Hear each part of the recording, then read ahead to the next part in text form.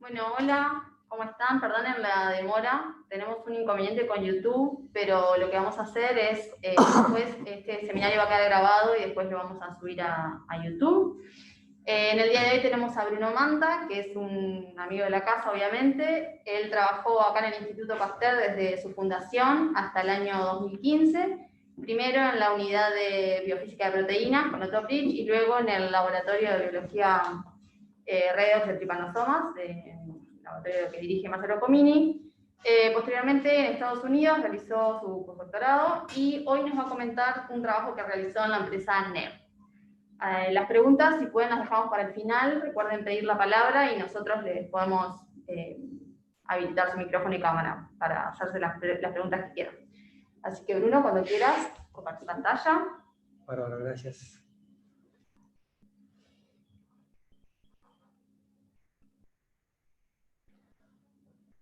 ¿Estamos? Bien. Bueno, buenos días a todos.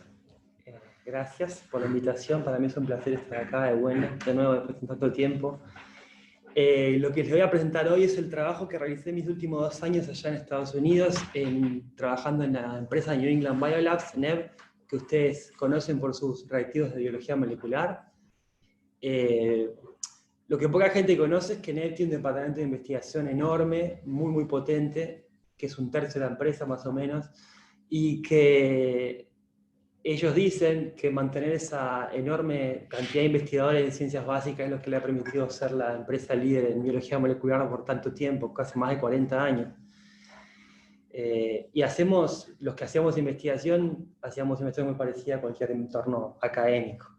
Lo otro que se sabe poco de NEV es que es probablemente la primera empresa basada en metagenómica o fundada en conceptos de metagenómica.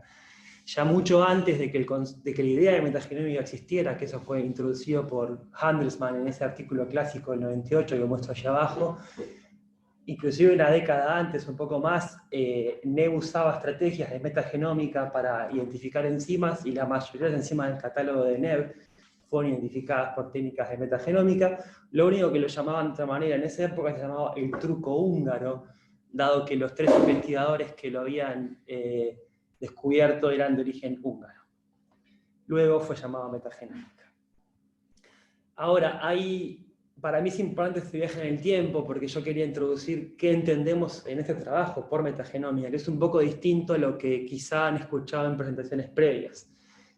Cuando yo me refiero a metagenómica, voy a hablar de metagenómica funcional, que fue el concepto introducido por Handelsman en ese artículo ya clásico, el 98, que era un artículo teórico que planteaba que uno podía agarrar cualquier entorno, cualquier medio, aislar bacterias o otro organismo de ese medio, separar el ADN, clonar ese pedazo de ADN en un vector y hacer que un organismo X externo, Escherichia coli mayoritariamente, exprese ese genoma o esos genomas y luego seleccionar para determinados genes en base a métodos de screening o de selección. Es decir, se utilizan los pedazos de ADN genómico para identificar nuevas funciones enzimáticas. La genómica funcional quedó un poco opacada en los 2000 y pico con la explosión de la secuenciación y el nacimiento de la metagenómica por, coloquialmente hablando, shotgun, que básicamente tienen un mismo punto de partida que es el ADN, pero la estrategia luego es distinta. La metagenómica por shotgun utiliza preparación de librerías para secuenciar, y luego simplemente se secuencia esa información. No digo que sea fácil, de hecho para mí esto es chino básico, nunca lo podría hacer, pero es otra aproximación. De hecho, acá en el Pasteur hay el grupo del Goyo, de Gregorio, ha hecho trabajos muy lindos con metagenómica shotgun. Por ejemplo, el trabajo el año pasado con aguas de cloacas de Montevideo. Para poner un punto acá y mostrar las dos estrategias, la funcional y la basada en secuenciación parten de lo mismo que es el ADN. Sin embargo, la basada en secuenciación tiene como objetivo hacer librerías para secuenciar y es excelente, realmente excelente para ecología microbiana, determinar comunidades, para vigilancia epidemiológica, algunas técnicas, cosas que se hacen acá y que se hacen en otras partes del mundo. A mí, por ejemplo, me interesa mucho el uso que pensamos darle para dieta, porque es divertido ver cómo cambian las especies de la flora en base a la dieta. Y lo otro que la metagenómica funcional ha generado es una enorme, una monumental base de datos de genes de microbios que no tienen función conocida, que se llaman la materia oscura microbiana, que hay que explorarla y es muy difícil de explorar. De hecho, la minería de esos datos requiere una bioinformática específica que está creciendo y que yo la desconozco. La metagenómica basada o funcional tiene como estrategia que se expresen los genes en un hospedero distinto al del cual provienen. Es ideal para el descubrimiento de genes nuevos. Y a su vez es una de las mejores formas de hacer minería o de explorar qué hay en esa materia oscura microbiana. Nosotros trabajamos en metagenómica funcional. La idea, que lo voy a contar un poco, es relativamente fácil de explicar.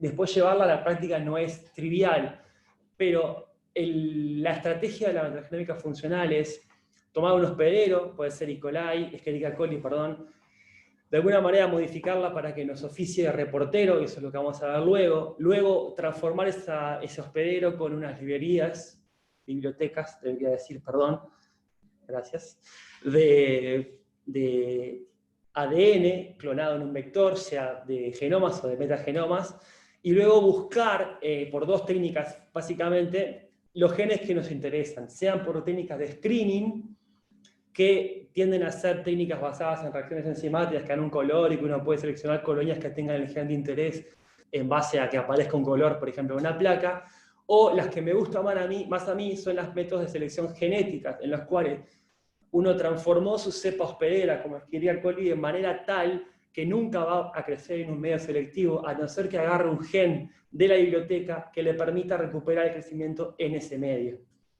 Esos se llaman métodos de selección genética y tienden a ser extremadamente potentes porque los backgrounds son muy bajos y la cantidad de experimentos que uno hace en cada transformación es de varios millones de veces.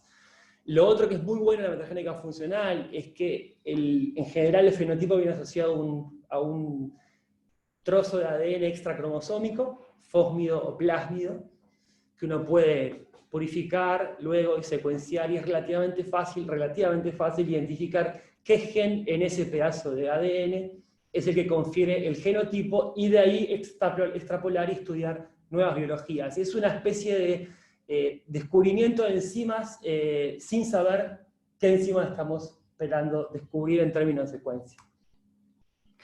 Lo que fue quizá pionero del trabajo que hicimos en NEB fue la aplicación de metagenómica funcional en biología redox.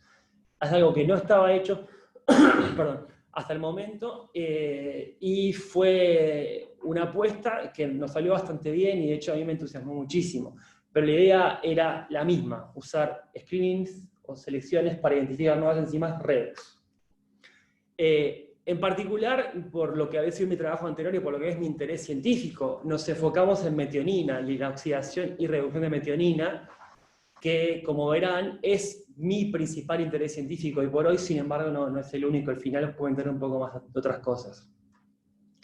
Para eso tuvimos que poner el pienso como en dos lugares, en cómo modificar una cepa de Escherichia coli para que reporte para lo que estábamos buscando, y cómo generar un método de selección de manera de hacer que esa cepa reporte para lo que estábamos buscando. La metionina, yo en esta slide podría estar toda la mañana porque me encanta, pero a grandes rasgos la metionina es mi aminoácido favorito. Era la cisteína antes y lamento haberla dejado de lado, pero ahora estoy casado con la metionina. Es un aminoácido muy poco abundante, es extremadamente caro de hacer, uno de los más caros de hacer, 18 TP por molécula. Para los otros mamíferos es esencial, no lo podemos fabricar, y casi todos los bichos utilizan la metionina como sensor de comida. Baja metionina significa dame de comer, feed me, feed me. Y eso está mTOR involucrado, entre otras cosas.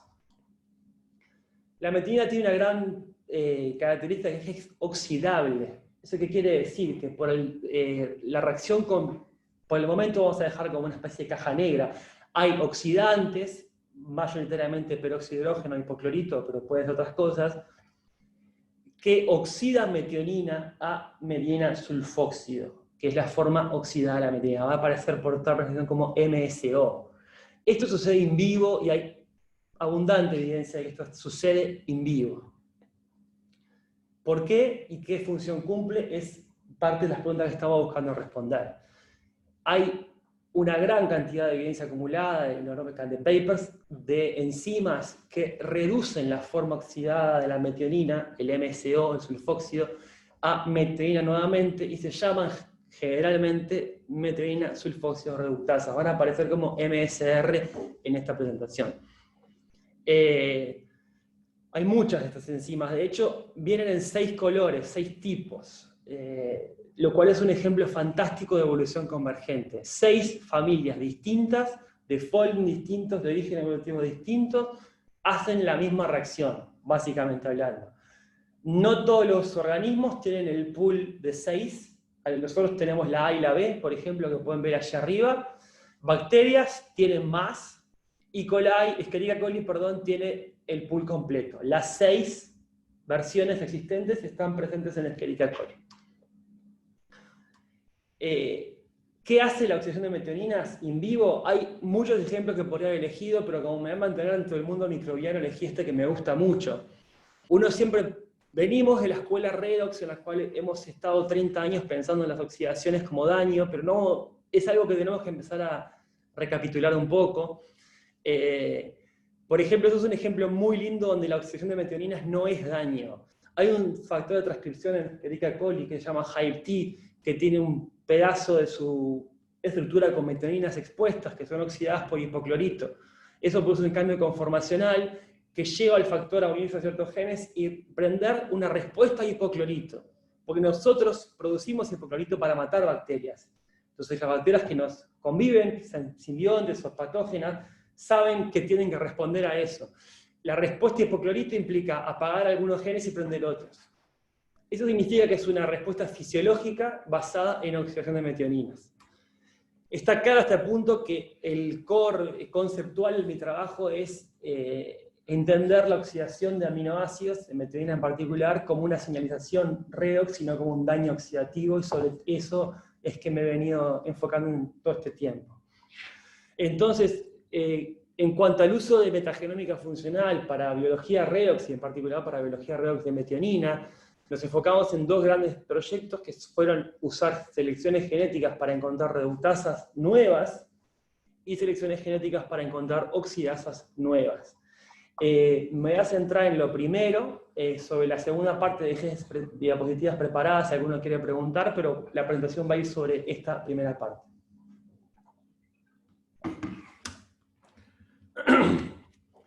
El primer punto aquí fue generar una cepa de E. coli que fuera reportera para lo que estábamos buscando. Ya comenté que Escherichia coli trae las 6 de fábrica. Entonces el primer ejercicio fue borrarle del genoma todas las reductasas. Porque si no, no íbamos a poder usar esa cepa para encontrar nuevas reductasas. Íbamos simplemente a tener la actividad de las reductasas que tenía. De hecho, borramos 5 de las 6, porque hay una que es la TMSA que no se expresa en condiciones aeróbicas. Volaron todas. De esa manera produjimos una cepa ingenierizada que no tiene ninguna de las reductasas que funcionan en condiciones normales. Ahora, Escherichia coli, a diferencia de nosotros, puede producir metionina, la puede hacer de novo, de aspartato y cisteína. Por lo cual, otra cosa que hubo que hacer fue volarle la biosíntesis de metionina. De esa manera no la puede hacer. Esta cepa que llamamos delta 5, que en realidad debería llamarse delta 6, pero bueno, el nombre que nos gustó siempre fue delta 5, sonaba más lindo, es una cepa ausótrofa para metionina que no puede reducir sulfóxido de metionina. ¿Cuál es la lógica entonces? Esta cepa va a andar fenomenal en un medio rico, LB, o en un medio mínimo en el cual tiene metionina como fuente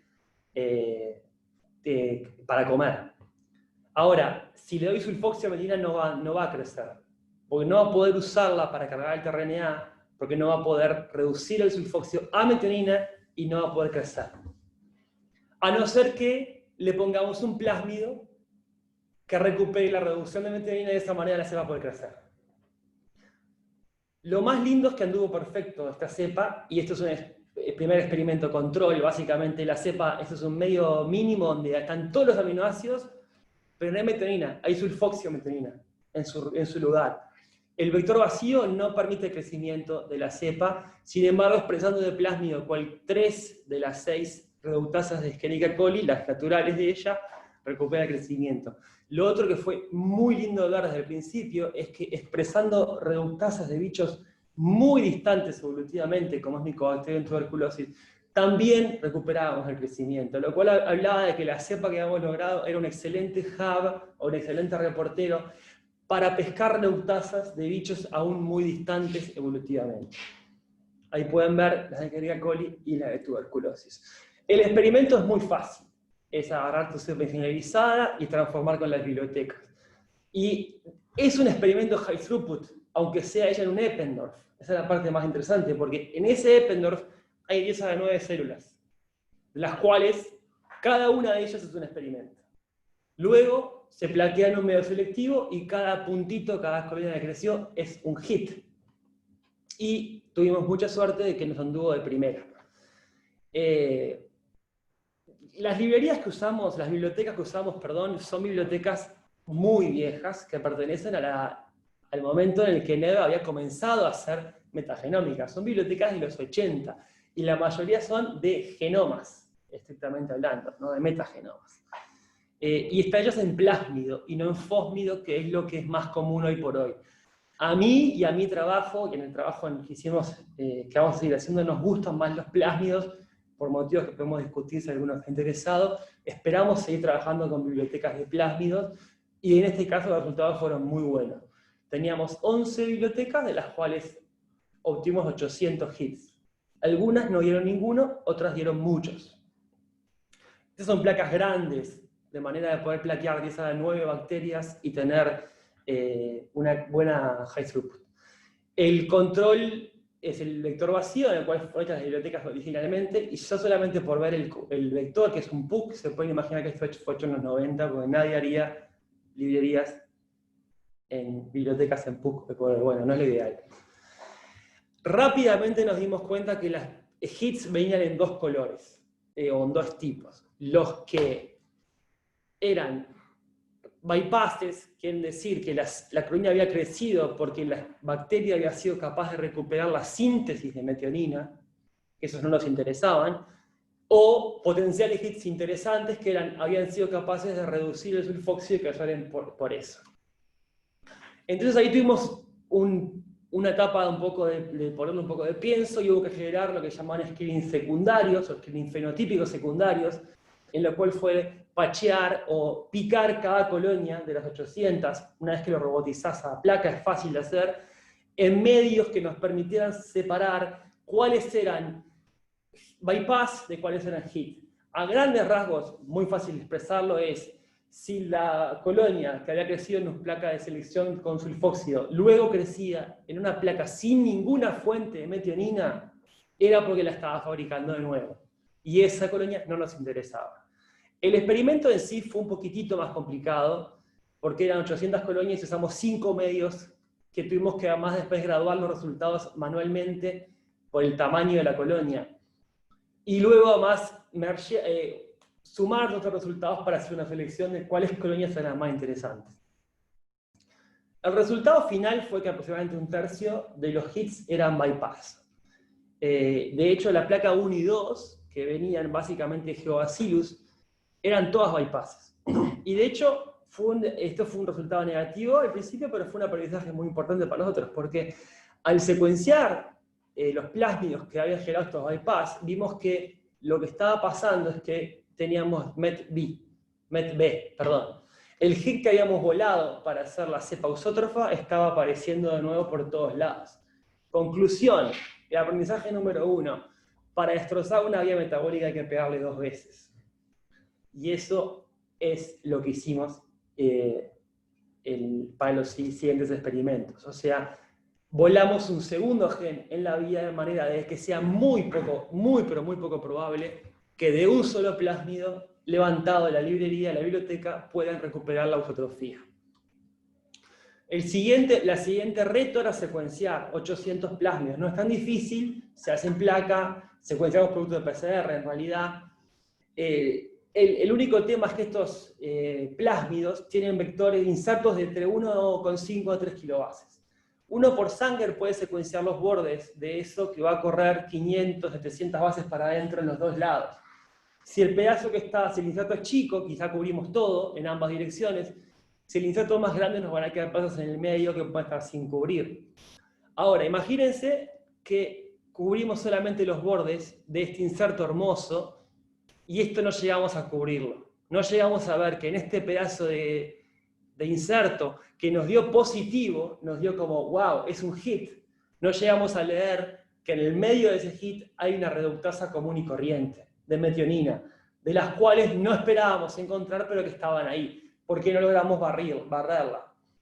Para poder evitarnos esos falsos positivos por no leer el completo del inserto, ahí tuvimos que pedirle ayuda a un colega bioinformático, yo no sé programación, y desarrolló un algoritmo que básicamente se lee llamar a MIT, agarrarlos, se llama MIT el colega, agarrar las lecturas de Sanger, filtrarlas por tamaño, blastearlas, identificar a qué organismos pertenecen, mapear estos contigs a la región, alinearlos, buscar por genes entre los reads, buscar MSR dentro de eso y buscar si hay homólogos o no.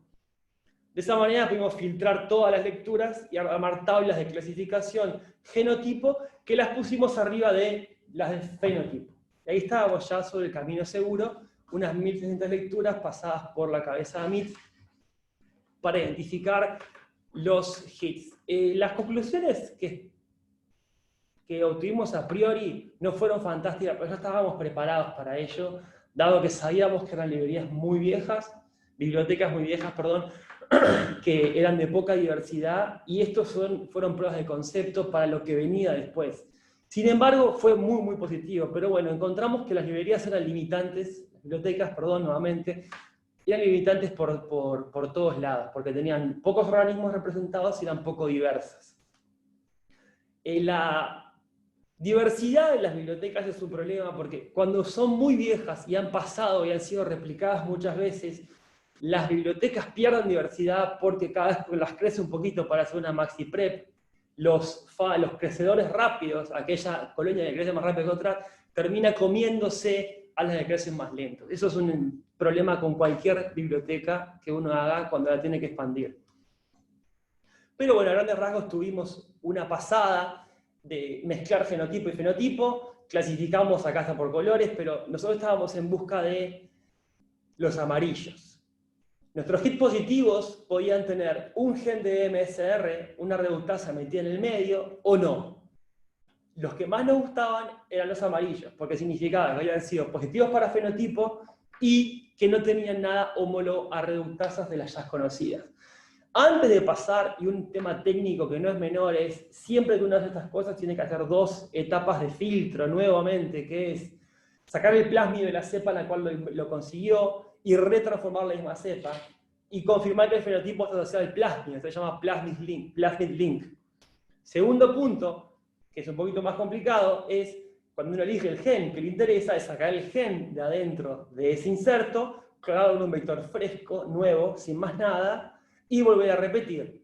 Entonces hay que demostrar que es plasmid link, link al gen. Las que más nos gustan, trabajamos con 22 reductasas que habíamos encontrado que eran nuevas en el sentido que no habían sido estudiadas y que tenían algunas divergencias con las reductasas homólogas que ya conocíamos, pero que eran fácilmente identificables como reductasas de metionina similares a las de otros bichos que ya habían sido estudiadas, y trabajamos con 8 de estos genes X, que eran nuestros genes más interesantes. De hecho, este es un trabajo que sigue en curso y quedó, por el motivo de público conocimiento, la parte experimental fue un poco trunca este año. De esos 8, les muestro 4, que encontramos un inserto en Citrobacter amalanoticus, que es un patógeno humano, un inserto que tenía 4 marcos de lectura, que son los que ven en colorcitos ahí. El plásmido ese confería el fenotipo positivo que buscábamos, es decir, permitía a la bacteria crecer en sulfóxido. Ahora, al clonar cada marco de lectura por separado y probarlas en vectores frescos, no obtuvimos el fenotipo de crecimiento. Acá hay una posible explicación con la que estamos trabajando. el fenotipo está producido por una o más de estas proteínas actuando en conjunto. Que eso pasa por algún modelo de reductasas que no es un solo gen el que produce la actividad catalítica. Por lo cual ahí quedamos un poco en veremos, pero lo vamos a ir trabajando. Puede ser que hayamos descubierto una nueva familia de reductasas, por ejemplo periplásmicas, por unos insertos que tienen estos genes, que funcionan con una o más proteínas para generar su... pero estas proteínas que encontramos no tienen homólogos conocidos, no sabemos qué son, hemos hecho modelado para ver a qué cara tienen, pero no encontramos nada, o sea que puede ser un descubrimiento interesante. Luego, para escurrir un poco una roca, que es lo que teníamos hasta el momento, nos enfocamos en las reductasas que sí habíamos encontrado y nos enfocamos en 15 de las 22 más interesantes, porque en realidad, por más que habíamos descubierto reductasas que eran también identificables por homología o más o menos, aquí encontramos un clúster de reductasas, no mencioné la especificidad de esas cosas, pero encontramos un clúster de reductasas de estas que dicen B larga, que no deberían estar ahí porque no son activas sobre sulfoximetilina libre, y la forma en que seleccionamos aquí es sulfoximetilina libre, o sea que no deberían estar ahí, y sin embargo están, por lo cual son interesantes y puede ser que tengan actividades que no conocíamos. Encontramos un clúster de bypasses que se colaron hasta el final en los hits positivos, por lo cual puede haber actividades espurias que tengamos que estudiar. Y encontramos un par de reductasas de periplasma sin señal para periplasma, que conferían resistencia o capacidad de crecer en sulfóxido, por lo cual puede ser que sean similares a las periplásmicas Escherichia coli, pero que en otros bichos sean citoplásmicas, lo cual cambia todo porque la fuente de electrones para esas reductasas en general viene de la cadena respiratoria. Entonces seguimos trabajando sobre esas. Pero en conclusión, la selección está limitada por la calidad de las bibliotecas. Eso era una obviedad, pero fue una confirmación de hecho. Y la conclusión número 3 es que aún con bibliotecas bastante malas, logramos encontrar genes muy interesantes. Para cerrar esta parte, el flujo, el esquema de trabajo que desarrollamos, obviamente no es un invento nuestro, pero sí fue adaptarlo a los objetivos de hacer Redox, era elegir la pregunta, buscar por homólogos por informática, eso esto voy a comentar ahora, elegir el organismo para hacer las búsquedas, ingenierizar nuestro organismo si es necesario o no, transformar las librerías, hacer el screen o la selección. Por ahora mostré selecciones, pero también hicimos screenings con compuestos con fluorescentes, que no les voy a mostrar porque no nos anduvo tan lindo. Luego analizar. Lo interesante es que cada vez que uno tiene un hit aquí, se abren puertas de hacer de todo, desde bioquímica, biofísica hasta biología, que es un poco lo que nosotros estamos buscando, descubrir nuevas biologías. La segunda conclusión muy linda para mí de este proyecto es que la cepa que fue nuestra cepa reportera también se convirtió en una cepa estándar para hacer otros trabajos, en particular trabajos de bioquímica y biofísica más básicos, estructura-función. Porque uno puede testear en un tubo de ensayo, en un espectrofotómetro, en un stop flow, o en una cristografía, o en un cristal, mutantes, pero después hay que ver si esas realmente tienen correlato con in vivo. Entonces esta es una cepa para testear mutantes que testeamos in vitro, los podemos testear in vivo. Y en ese sentido estamos colaborando, tenemos proyectos propios, con por ejemplo una familia de reductasas que se llama la C, que es la que más interesante, pero también colaboramos con otros grupos ofreciendo nuestra cepa y nuestra capacidad de usarla como forma de hacer ensayos de estructura-función para reductasas de, por ejemplo, Mycobacterium en tuberculosis.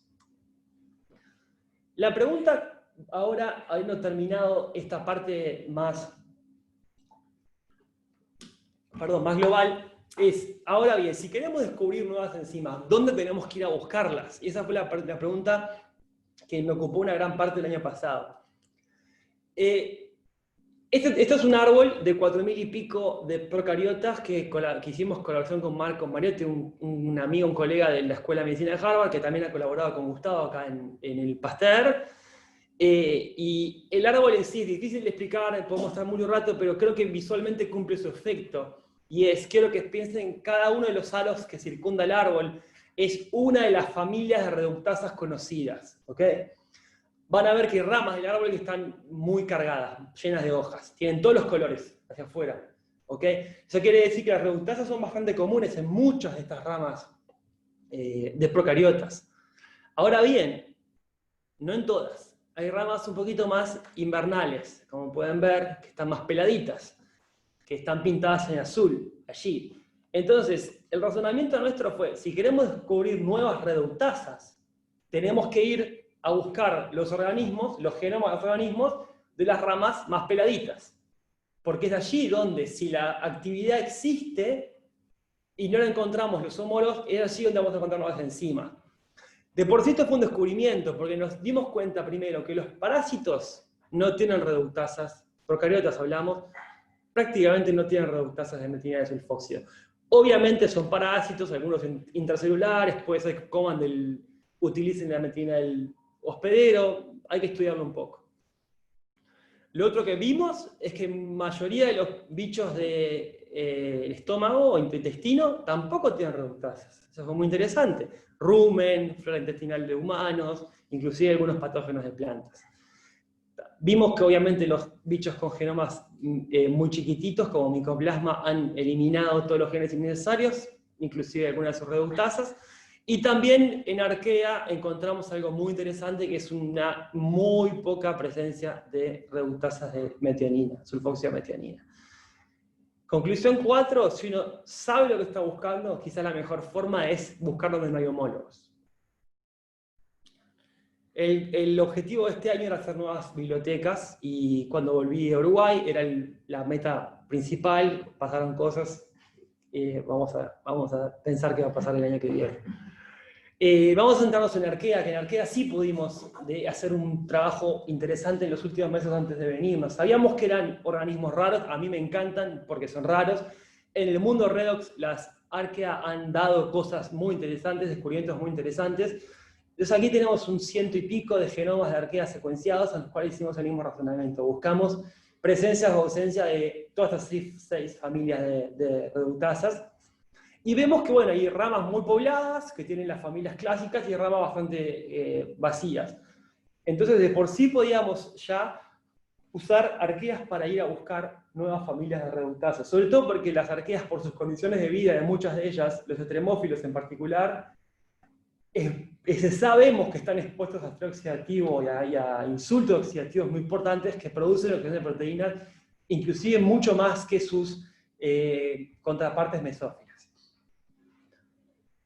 Antes de meternos en el baile de hacer bibliotecas de Archaea, que no es tan fácil conseguir genomas de Archaea, por varios motivos, entre ellos porque muchos no crecen en cultivo, lo que hicimos fue, bueno, ver qué Archaeas estaban en ATCC, en la base de datos que uno puede comprar, buscar los homólogos de Escherichia coli dentro de esa base de datos, y ahí los pueden ver. Había 11 cepas de extremófilos, entre bacterias y arqueas, bacterias en amarillo abajo, arqueas en violeta arriba.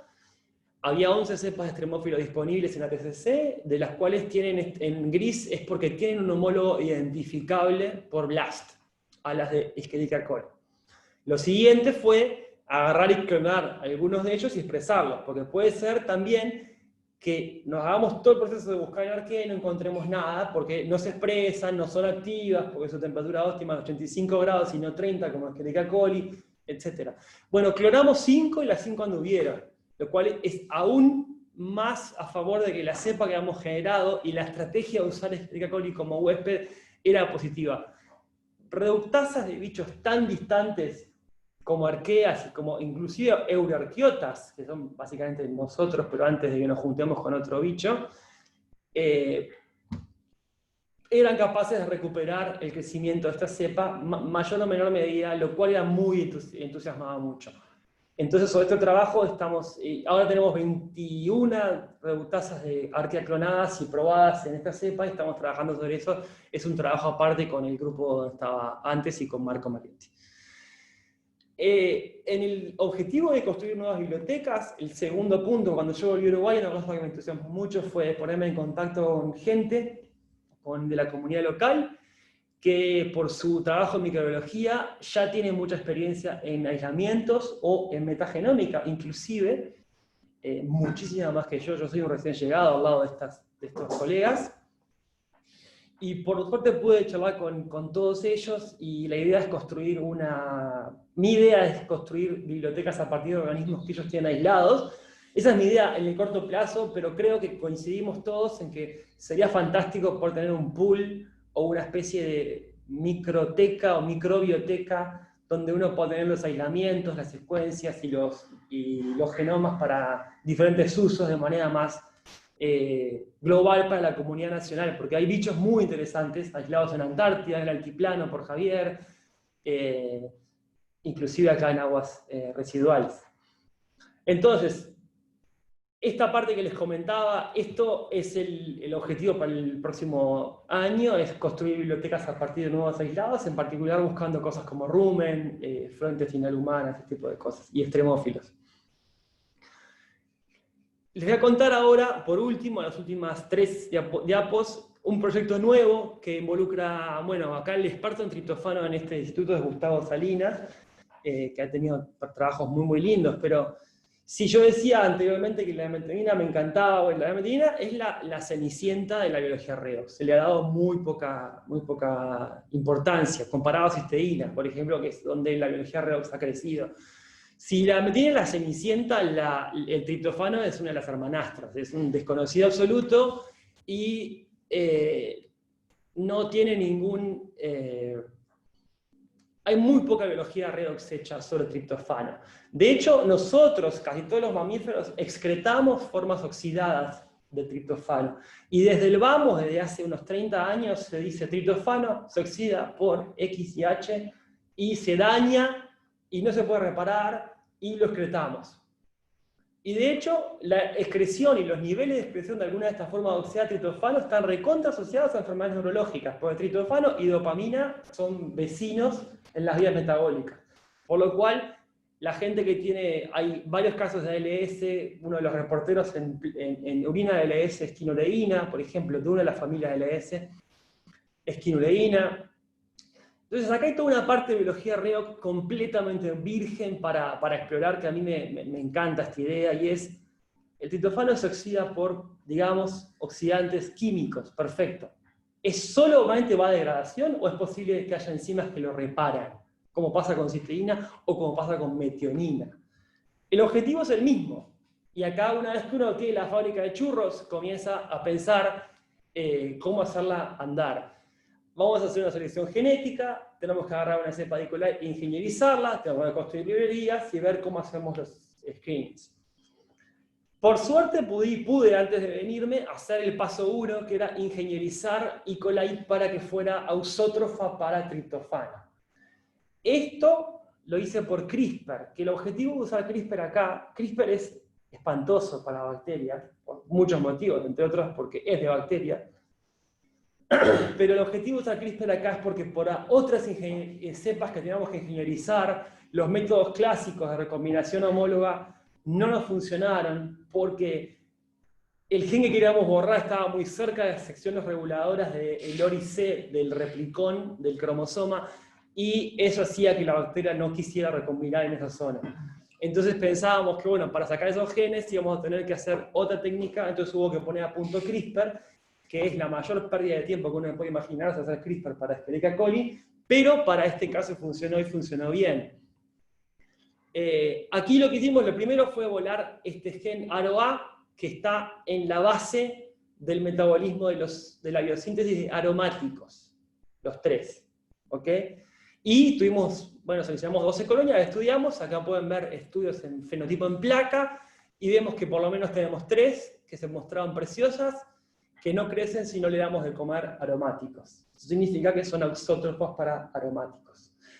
Aprendimos, de la vez pasada, que no tenemos que ser tan naif y pensar que esto va a andar de primera, por lo cual lo que ya estamos haciendo es un segundo hit en la vía del triptofano para evitar de cualquier manera los bypasses. Entonces, una de estas enzimas, que bueno, en realidad la que elegimos es este paso de aquí, lo vamos a volar. Entonces esta cepa ausótrofa va a tener doble hit y es muy poco probable que recupere.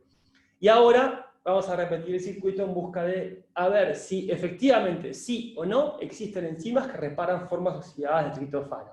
¿Cómo hacemos eso? Le vamos a dar de comer a Escherichia coli formas oxidadas de triptofano. Solamente van a crecer aquellas que tengan capacidad de reparar.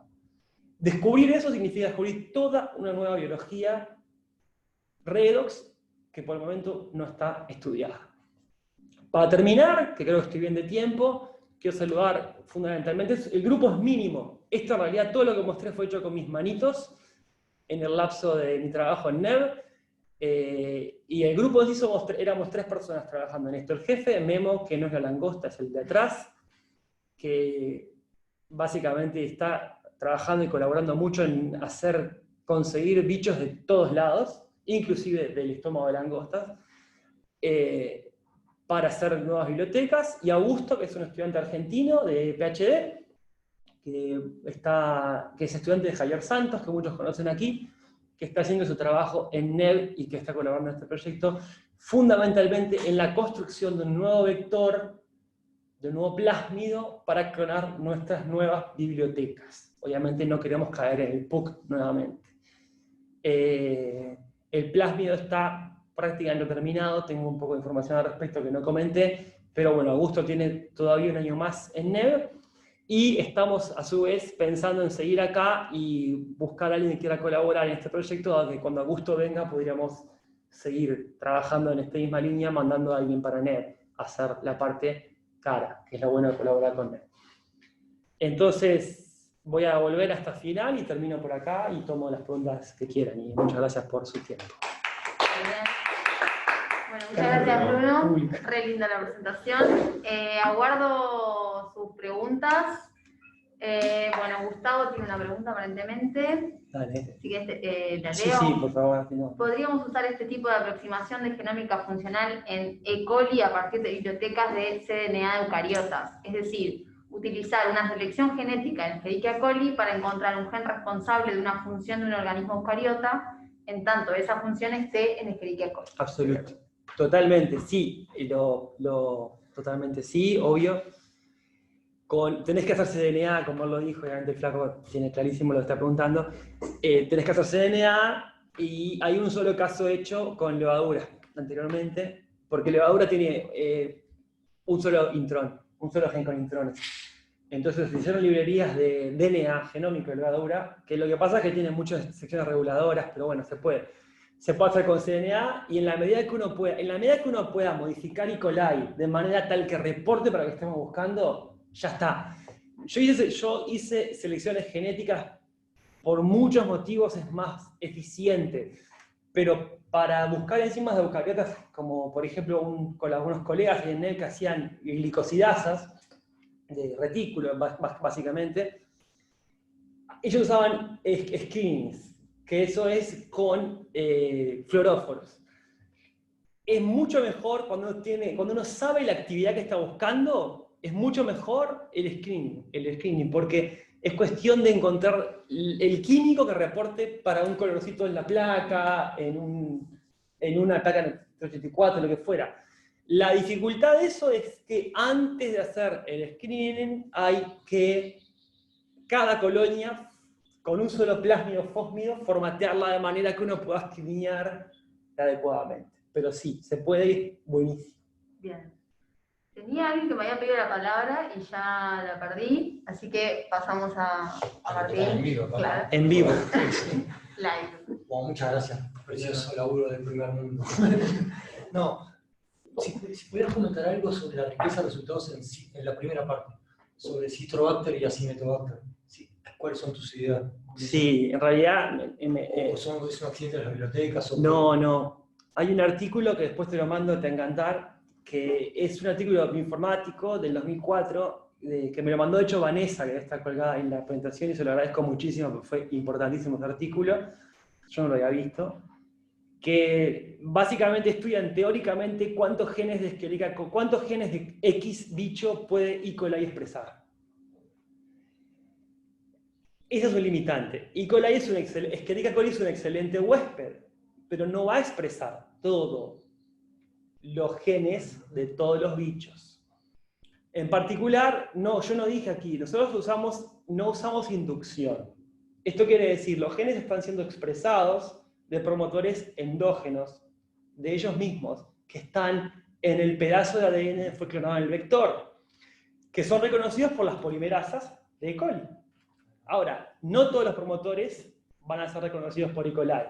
Y hay estudios que me pasó Vanessa que muestran que, por ejemplo, firmicutes o firmicutes, no sé cómo decir en español, por cómo son sus promotores, tienden a tener casi un 70% de los genes son factibles de expresarse en E. coli.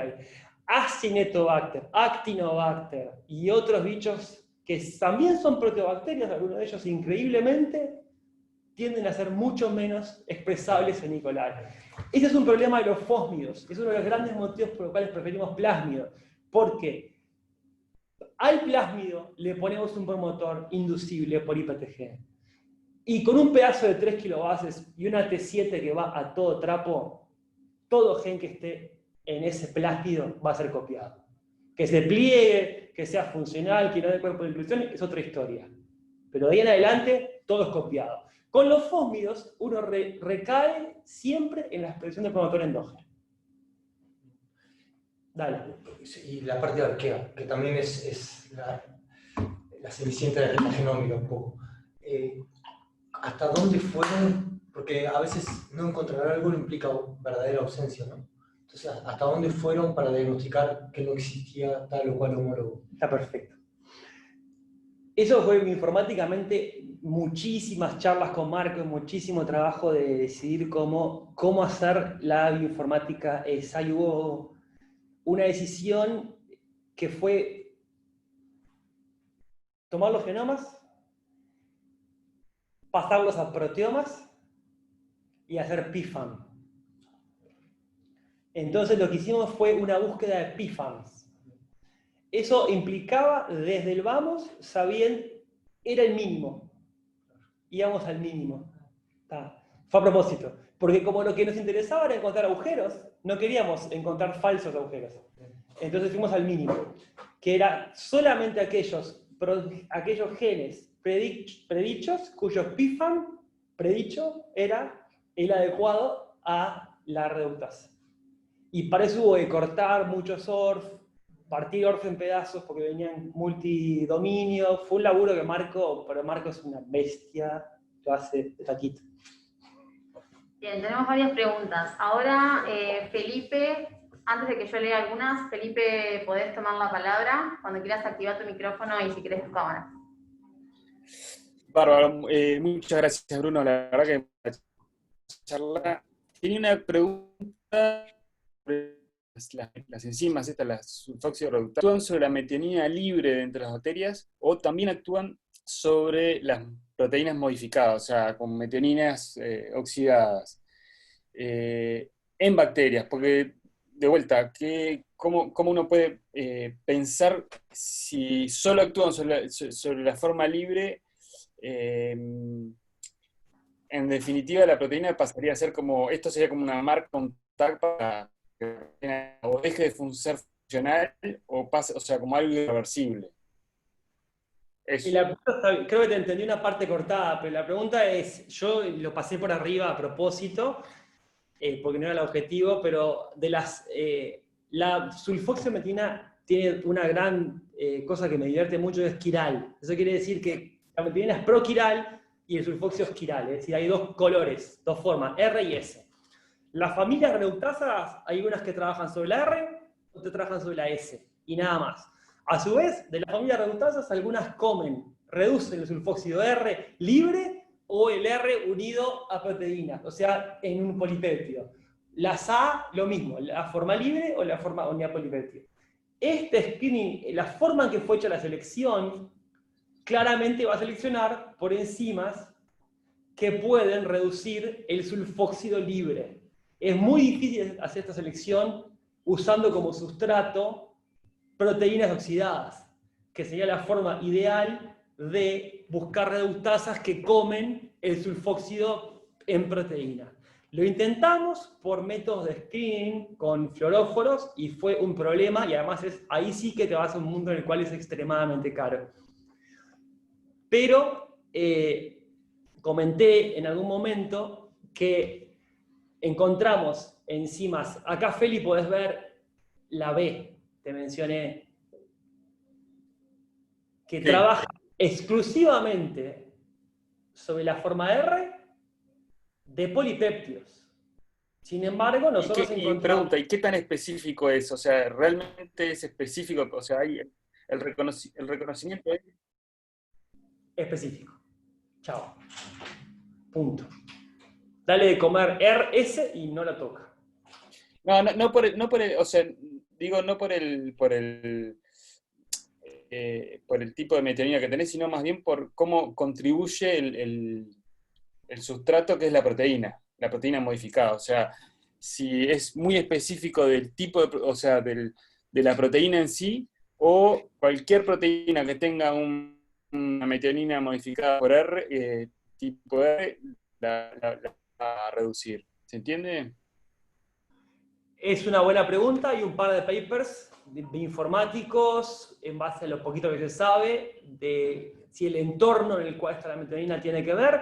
Tenemos un proyecto con Binolfi, también conocido muchos de ustedes, que ya está en curso, que tiene resultados muy lindos sobre el entorno de la metionina, cómo afecta la reducción.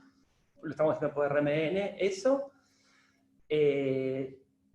Son preguntas buenas y son temas de investigación actuales, absolutamente actuales, nuestros y de otros. Pero por supuesto es un área poco poblada, por lo cual podría decir que es un área donde tenemos bastante comodidad para trabajar. Comentaba que hicimos una selección usando sulfóxido de metionina libre como sustrato. Y sin embargo encontramos formas B que no deberían estar ahí, lo cual las estamos estudiando, obviamente. Porque bueno, quizás tengamos alguna familia de B que en realidad, a diferencia de las B ya estudiadas, sí reducen la forma libre.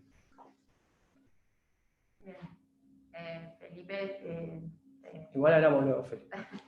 bien, tengo dos preguntas más. Una creo que esta es de Flavio, que ahora le voy a promover a panelista. Y después tenemos una de Comini. O del laboratorio de Comini. Ahí va. Habilita tu micrófono. Si me escuchan. Hola, Sí. Bruno. ¿Me Hola, escuchás? Lucía. No, soy Flavio. Ya sé. ¿Cómo andas, Flavio? ¿Todo bien, Brunito? Muy linda la presentación. Tengo dos preguntas, medias básicas. Todo esto que mostraste lo conozco muy poco. Una es, ¿cómo manejás el problema, digamos, de que la enorme mayoría de los genes tienen muchas funciones? Y un poco asociado a eso, ¿cuánto pensás que te puede impactar en abordajes experimentales de este tipo el- los problemas que se derivan de que casi que el único proxy que vos tenés para trabajar con las funciones de todos los demás genes que no son los que vos estás buscando es la secuencia?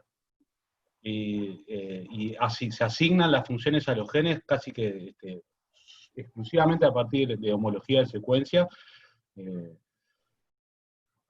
Utilizás una cantidad como de información dada, pero mucha de esa información en realidad son predicciones hechas a partir de homologías de secuencias con distintos grados, con distintos umbrales, distintos grados de certeza, distintos grados de validación experimental, y eso como que se te mete por todos lados. Sí, si te entendí bien, o sea, la respuesta honestamente es no lo sé. Y de hecho, el problema lo tenemos. Vos lo podés haber visto que se nos colaron en los hits finales seleccionados Claro. después de la ronda, se nos cuelan enzimas que no deberían estar ahí, cuya Sí, por eso. actividad espuria, probablemente. Por ejemplo, las tres que se colaron son liasas, a grandes rasgos, que básicamente cortan cosas. Es decir, tienen sitios activos nucleofílicos extremadamente potentes, hechos para cortar o polipéptidos o romper sustratos a través de un ataque nucleofílico muy fuerte, con cisteínas en el sitio activo. Se puede estar colando, sin duda. Pero me parece que lo bueno es las tres capas de filtro y la superposición de las tres cosas. No sé si te respondí adecuadamente, Flavio, perdón. No soy, sí, no, sí, y creo que, no sé, como sugerencia, evaluar incorporar otros tipos de información a la hora de asumir las funciones de los genes que vos das por hecho, digamos. ¿Me explico? Sí, sí, sí, y sé que me encantaría que vos me ayudaras con eso, porque es tu especialidad. Sí, estoy de acuerdo. O sea, Y además la bioinformática, yo en particular, estoy muy lejos de eso, pero estoy de acuerdo. Reconozco las limitaciones particulares de las cosas que yo puedo hacer, pero bueno, lo lindo de estos proyectos es que han involucrado gente que sabe cosas que yo no sé. sí, sí, sí. Está bueno. Gracias, Bruno. Dale, gracias a ti. Bien, antes de leer tu par de preguntas, voy a darle la palabra al laboratorio de... Así la hago la pelada, seguro. Ahí está. Sí, hola, ¿se escucha? Sí. Perfecto. Bueno, Bruno, interesante la charla y las estrategias que plantearon y también algunos de los resultados que obtuvieron. Dos preguntas tenía. Una relacionada a la bacteria esa rarita para la cual ustedes identificaron aparentemente 4 secuencias que estarían de alguna forma, al menos 2 de ellas, complementando la función de esa metionina sulfoxidorreductasa.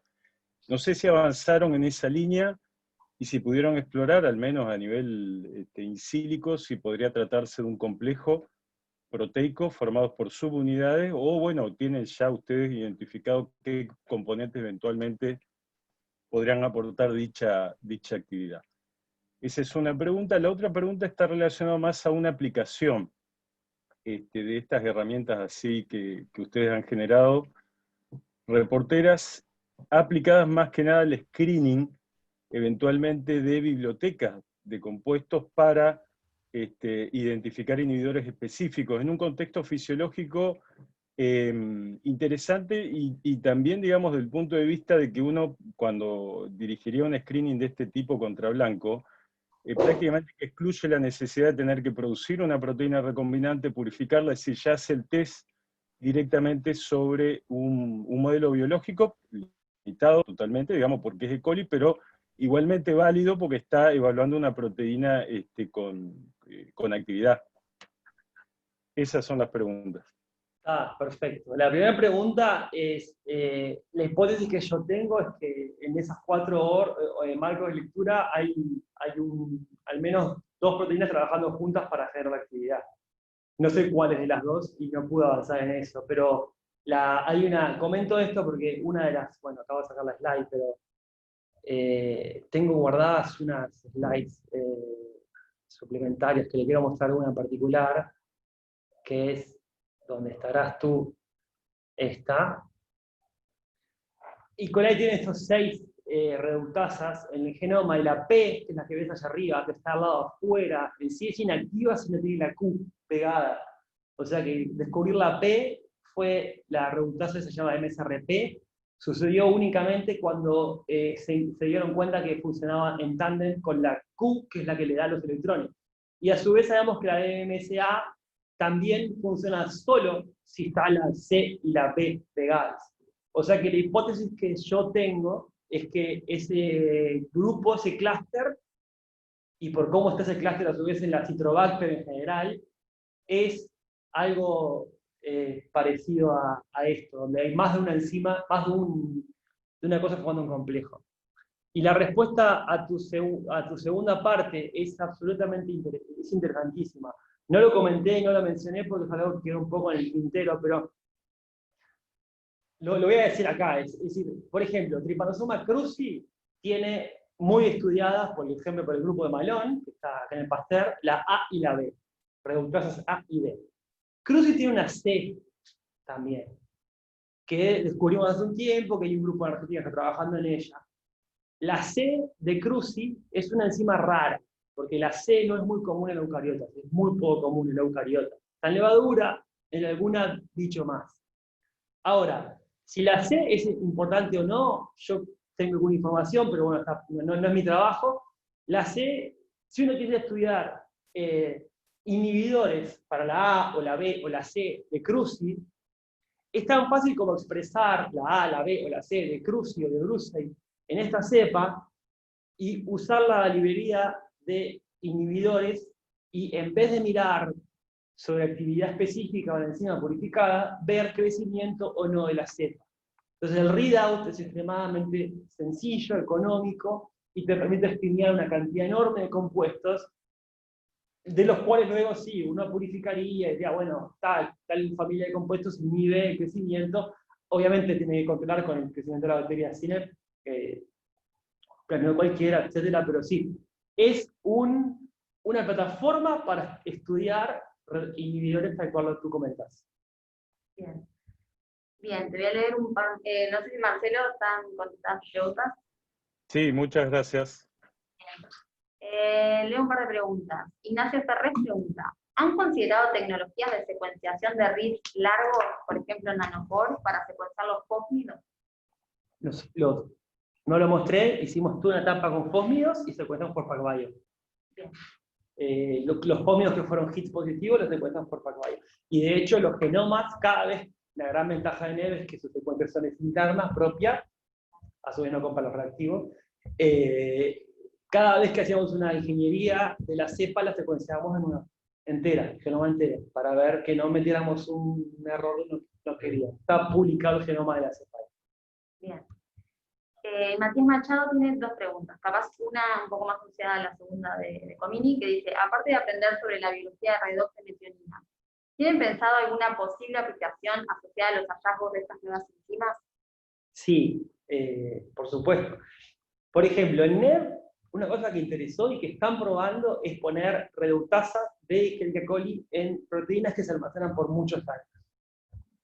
De hecho, eso se hace, lo están haciendo, hay un experimento en curso que va a durar varios años, porque hay proteínas que uno compra que están producidas desde varios años, y lo que están haciendo es tomando muestras cada 3 o 6 meses para hacer masa de esas mismas muestras. El problema de eso es que está patentado. Uno tiene que aprender, y aprendí yo un poquito cuando estaba ahí en NED, es que no hay que buscar solo en el NCBI, en PubMed, sino hay que buscar también las patentes. Ya está patentado el uso de reductasas para proteger anticuerpos monoclonales, por ejemplo. Anticuerpos monoclonales de uso comercial vienen con 50 milimolar metionina, justamente para proteger las metidas de anticuerpos de oxidación. Encontrar reductasas nuevas que estén fuera de las patentes es de interés, tanto para NED como para otras empresas que producen monoclonales o biofarmacéuticos que los tienen que proteger por mucho tiempo en anaquel. Entonces sí, desde el punto de vista biológico, dado que a mí me interesa la biología redox mediada por señalización de on-off, estoy estudiando oxidasas y reductasas. Cada una de esas enzimas nuevas abre toda una nueva puerta de toda una nueva biología redox desconocida hasta el momento. O sea que sí, ahí va por esos lados. Bien, y la última de Matías es, ¿cuánto se